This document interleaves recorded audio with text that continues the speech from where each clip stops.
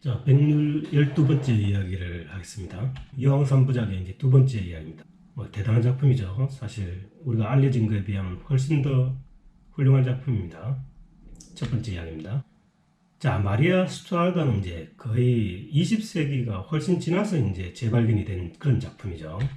내용을 한번 보면 이제 초연이 이제 1834년에 산카를로 극장에서 초연을 했는데 그 당시에 이제 여건이 굉장히 좋지 않은 조건이었습니다. 그 당시에 이제 나폴리 왕국의 여왕이 이게 지금 스튜어드가의 출신이기 때문에 이 메리 스튜어드를 이제 이야기로 소재로 한 이 작품을 상영하는데 굉장히 제약이 많았던 거죠. 그래가지고 그 스코틀랜드가 배경인 그 작품을 피렌체로 배경을 해서 그 스튜어드 가문이 아닌 일반 다른 이탈리아 가문끼리 어떤 갈등을 그린 형태로 해서 제목도 본 델몬테라고 이렇게 변경을 해서 초연을 했는데 이게 성공할 리가 없겠죠. 그래서 이제 그 이듬해 1835년에 이제 그 라스칼라에서 이제 원형 그대로 이제 재공연을 했는데 그때도 그렇게 아주 큰 성공을 거두지는 못한 것 같습니다. 그러고 나서 이 여왕 3부작이 갖는 기본적인 그 성악의 난이도나 이런 것 때문에 거의 100여 년을 공연을 안 하고 이렇게 지내왔답니다. 그래서 그 20세기 중반에 그러니까 그 안나 볼레나 같은 경우는 이제 마리아 칼라스의 등장으로 이제 재해석이 된 거고 그 도니제티의 이제 고향인 베르가모에서 이제 공연을 다시 함으로 해갖고 이 작품이 이제 어떤 진가가 알려지기 시작했고 1966년에 이제 피렌체 그 5월 음악제에서 당시에 이제 마리아 칼라스의 이제 동문이면서 이제 경쟁자이기도 했던 이제 이 터키의 라일라 젠체르라는 아주 출중한 소프라노에 의해 가지고 이 공연이 아주 성공적이고 또 재평가가 이루어진 그런 케이스입니다.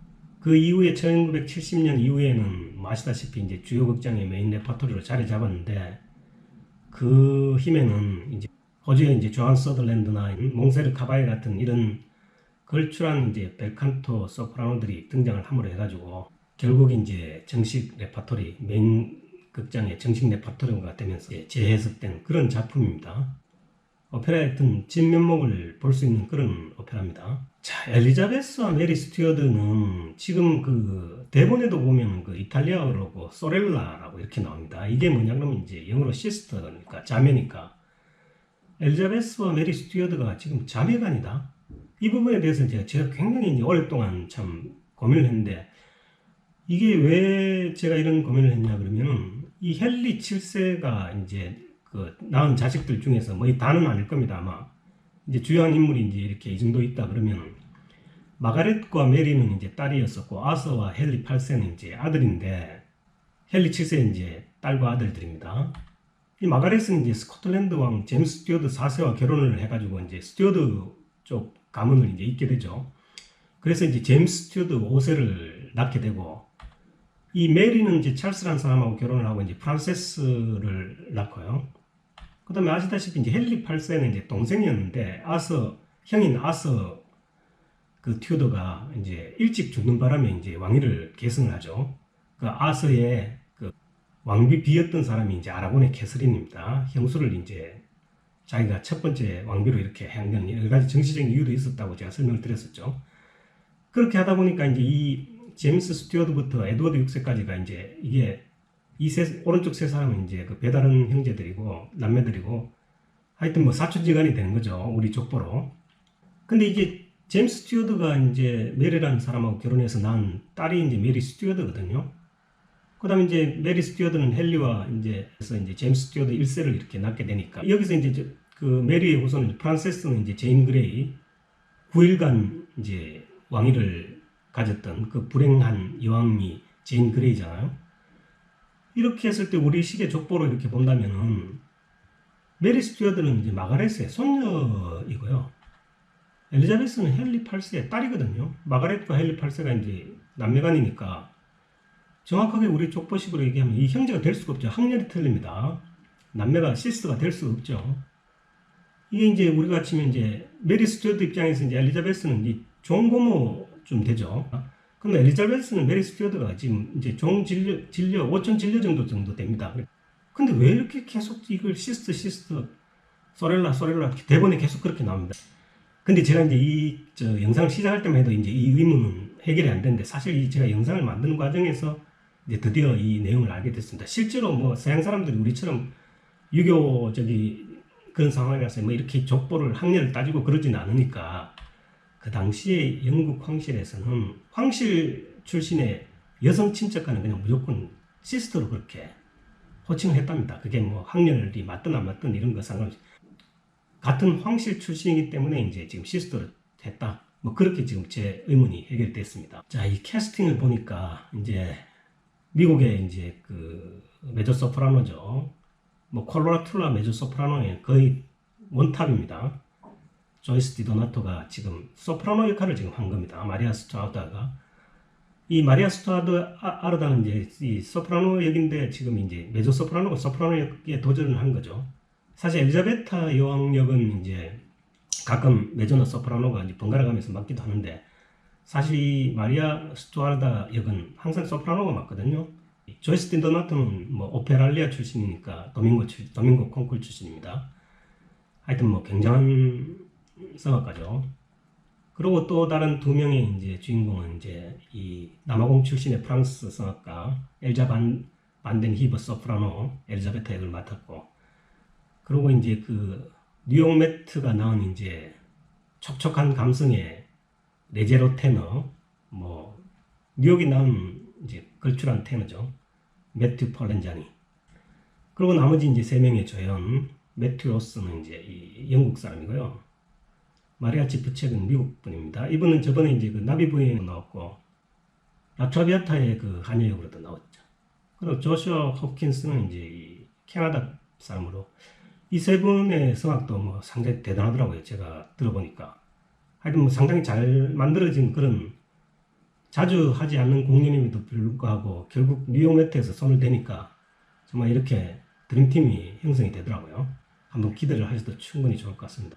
자, 등장인물은 뭐 굉장히 단순합니다. 프랑스 여왕이게 됐고요. 그 외에는 이제 프랑스의 왕자인 프랑스와 결혼을 했는데, 이제 프랑스 여왕을 했고, 스코틀랜드로 와서는 이제 뭐 스코틀랜드 여왕이셨죠. 뭐 단연 왕위 계승 1위였으니까. 근데 이제 여러 가지 정치적 이유와 종교적 이유가 합쳐서 이제 마리아 스트라우드가 이제 뭐 왕자에서 물러날 수밖에 없었고, 그 상태에서 이제 잉글랜드로 망명을 합니다.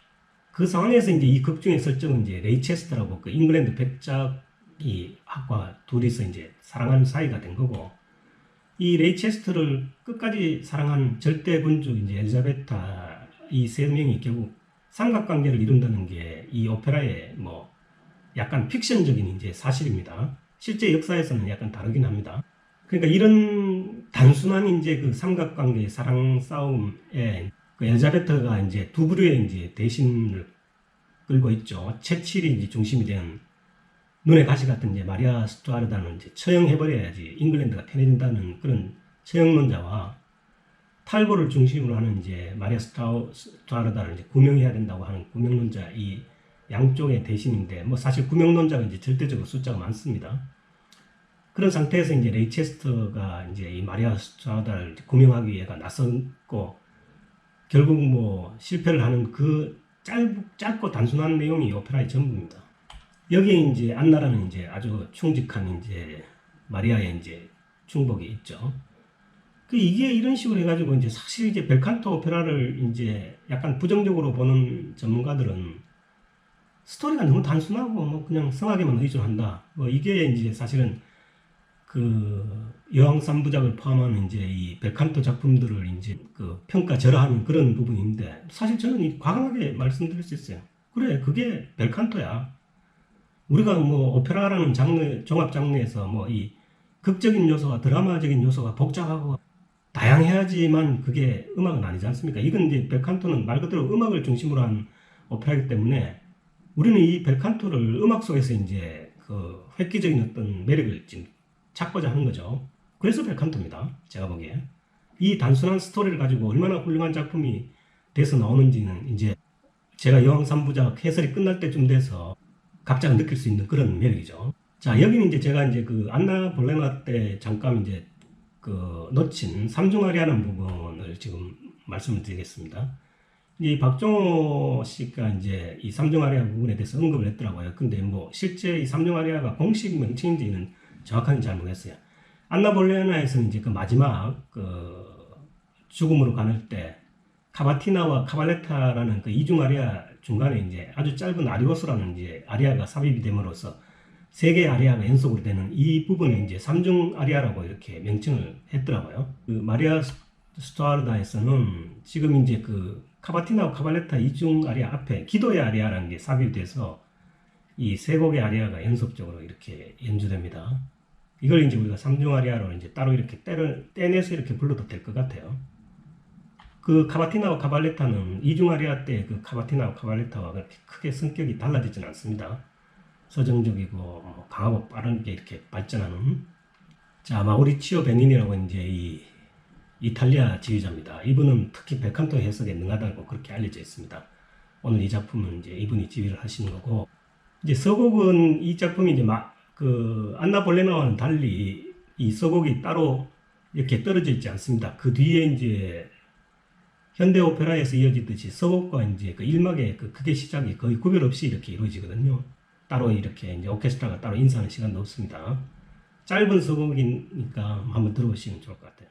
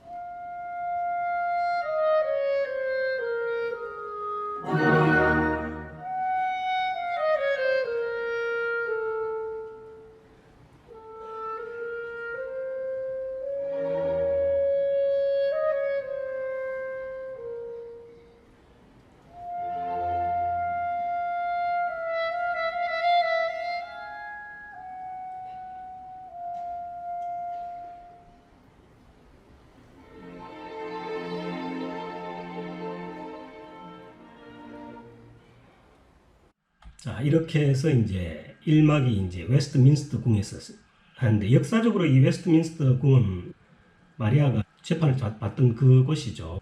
자, 오늘은 이제 그 프랑스에서 이제 온 사절단이 엘리자베타 여왕한테 이제 지금 구원을 했습니다. 그 프랑스에서.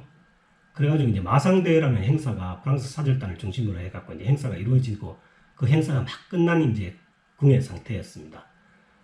그래가지고 이제 약간 흥분된 상태로 이제 엘리자베트 여왕이 나와서 이제 이중 아리아 카바티나를 부릅니다. 왜 그러냐면 이제 프랑스에서 구원을 했으니까 자기는 이제 승낙을 할 계획입니다. 왜 그러냐면 이 당시에 스페인이 워낙 강대국이었었고, 상대적으로 이제 잉글랜드가 굉장히 약소했기 때문에 정치적으로 이제 프랑스와 그런 연을 맺게 되면 이제 그 어떤 보면 스페인의 이제 어떤 위협에서도 벗어날 수 있을 거고, 여러 가지 이제 정치적 이유가 있었기 때문에 엘리자베타 여왕은 이제 이 결혼을 이제 승낙을 하려고 합니다. 근데 결혼을 하려고 보니까 자기가 좋아하는 그 레이체스터 백작과는 이제 헤어져야 된다는 뭐 이런 형태의 카바티나입니다. 한번 들어보시죠.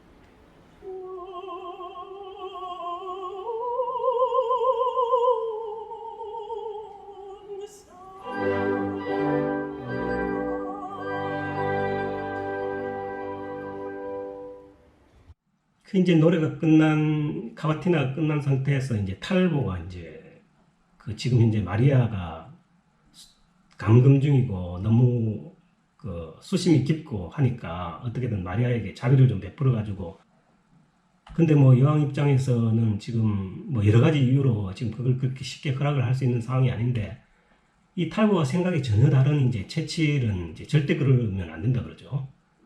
지금 처형을 시켜가지고 이제 어떻게 보면 악의 씨를 지금 없애야 된다고 이렇게 신하들, 대부분의 신하들은 사실 이제 구명을 찬성하는 편인데, 채칠은 이제 처형론자의 아주 그 수장입니다. 어떻게든 지금 여러 가지 이유로 그 마리아는 지금 없애야 된다고 그렇게 지금 부르짖고 있는 사람이죠. 빨리 지금 그 여왕이 결단을 내렸으면 좋겠다고 그렇게 얘기를 합니다. 근데 여왕이 이제 카발레타로 여러 가지 이유로 자기도 이제 쉽게 지금 결정을 할 수가 없으니까, 이게 아마 그러니까 역사적으로 한 18년 정도 감금을 한 상태입니다. 내가 무슨 결정을 해야 되는지 하늘이 그렇게 결정을 해줄 거다는 이런 카발레타를 이제 부르죠. 들어보시죠.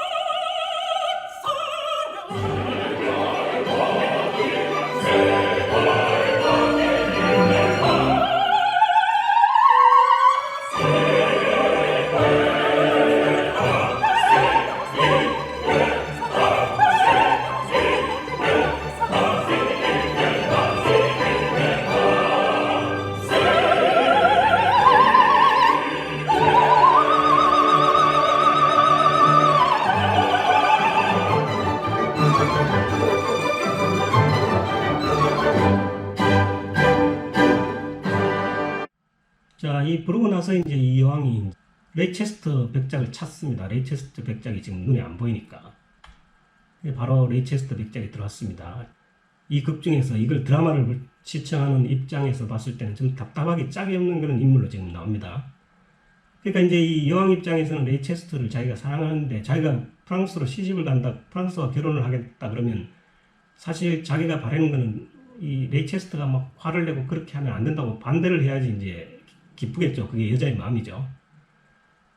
그 레이체스터를 불러갖고 이제 자기가 결혼을 결심했다고 반지를 주면서 이제 프랑스 쪽에다가 자기의 결심을 좀 전해달라고 그렇게 얘기하는데 표정 하나 안 변하고 이제 여왕님의 분부를 받들겠다고 그렇게 얘기하니까 이 여왕이기에 앞서서 여자인 이제 이 엘리자베트는 지금 아니 이 남자가 자기가 결혼을 한다는데도 눈빛 하나 달라지지 않으니까 얼마나 실망을 했겠어요. 화가 막 납니다. 근데 이 친구는 모릅니다 그런 걸. 근데 제가 이제 이렇게 이제 화가 나면 왜 저 여왕이 지금 내가 시키는 대로 하겠다는데 저렇게 화를 낼까? 뭐 이렇게 일반적으로 의심을 해보는 게 일반적인데 뭐 이게 이제 결국은 프리드리 실러라는 이제 원작자가 이제 이 작품의 어떤 드라마틱한 재미를 내기 위해서 이제 이 레이체스터 백작 하나는 철저하게 이제 아주 멍청한 사람으로 지금 만든 것 같아요. 제가 보기에 이제 마리아 스투아드를 죽음으로 몰고 간 사람은 뭐 이 사람이 아닌가 하는 생각이 들 정도입니다. 그 이유가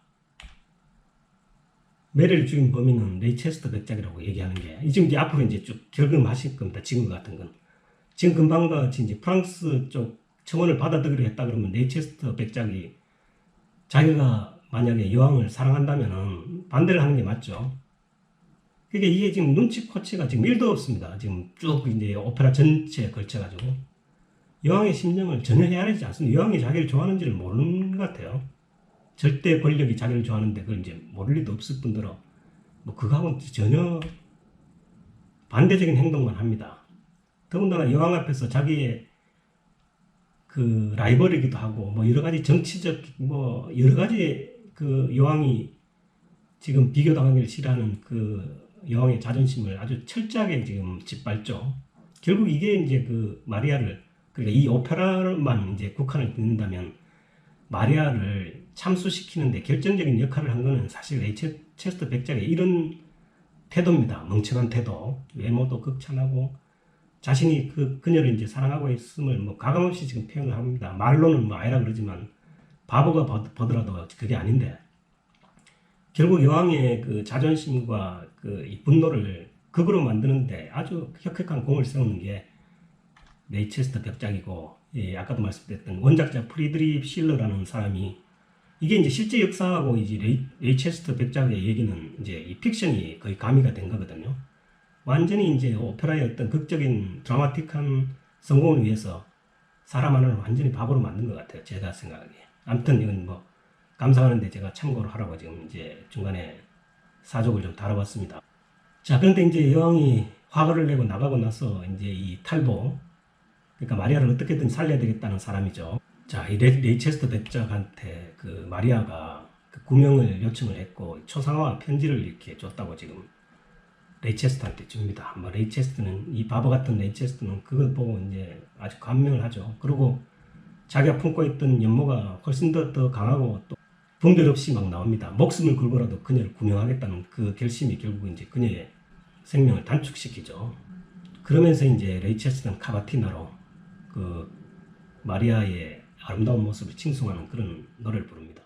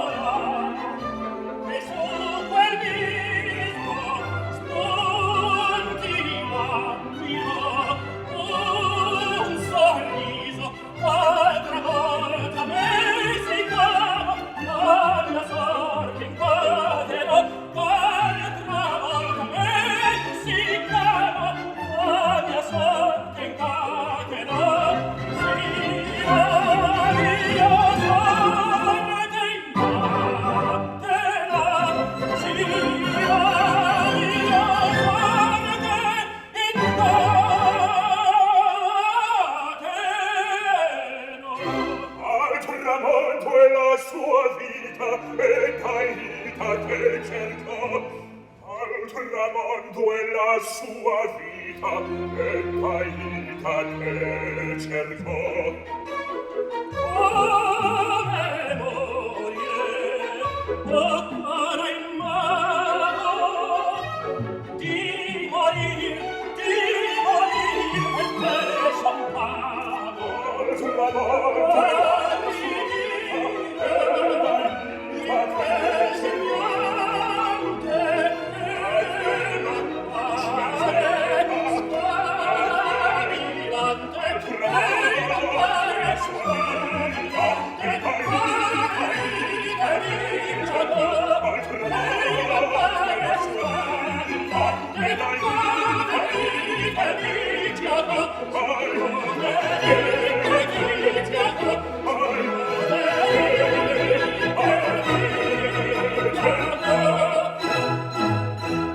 그러니까 탈보 입장에서는 이제 여왕의 총애를 받고 있으니까 레이체스터가 이제 읍소를 하면은 여왕이 이제 들어줄 거라는 그런 희망을 갖고 있습니다.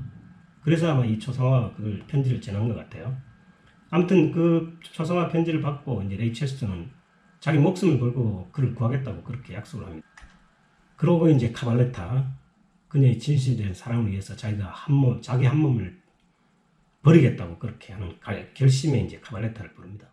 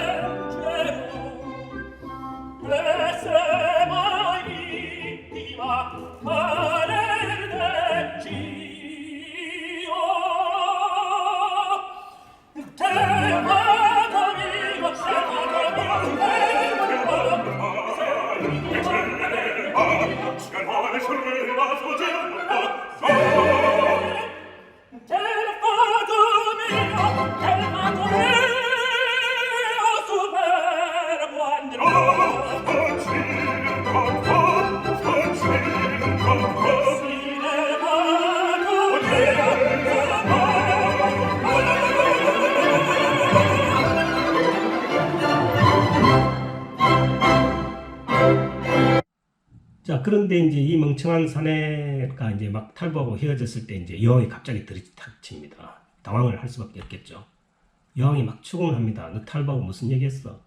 탈보는 이미 마리아의 이제 매수된 사람으로 알고 있습니다. 그게 이제 도대체 그녀는 여성적인 매력이 얼마나 대단하길래 그녀하고 한번 말을 쏟게 되면 전부 다 그녀 구명 운동을 나서는지 모르겠다고 이제 불평불만을 하면서 너 혹시 거기 받은 게 없냐고 막 이렇게 하니까 이 또 순진한 또 남자는 또 거기서 더 이상 거짓말을 못하고 자기가 받은 초상하고 편지를 다 내놓습니다.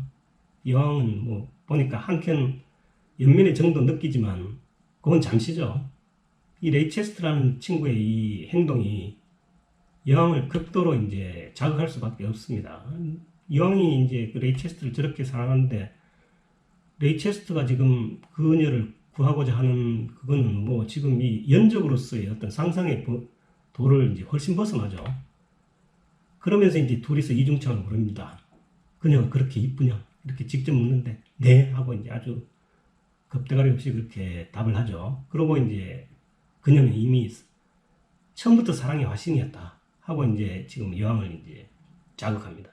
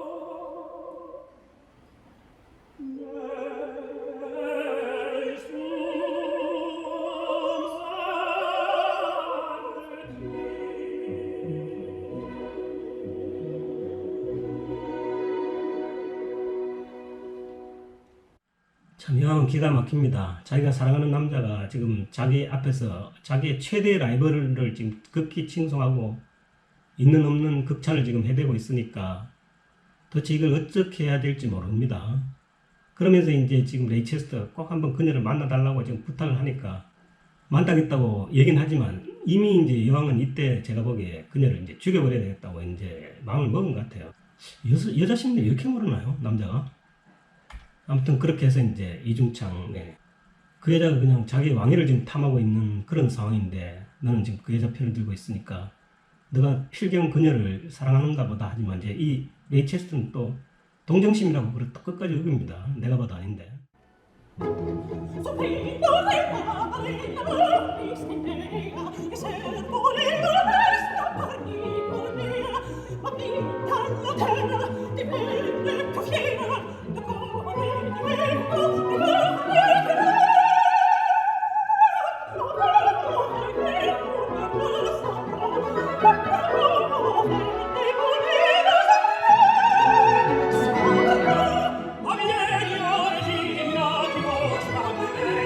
Vedrai la divina beltà innocente, solenni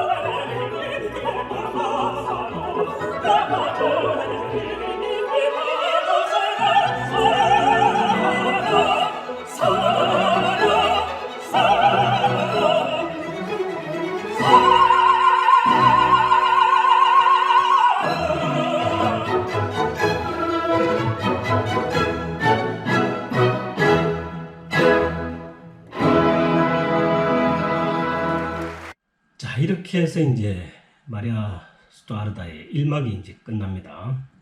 다음에 이제 두 번째 이야기를 하겠습니다. 감사합니다.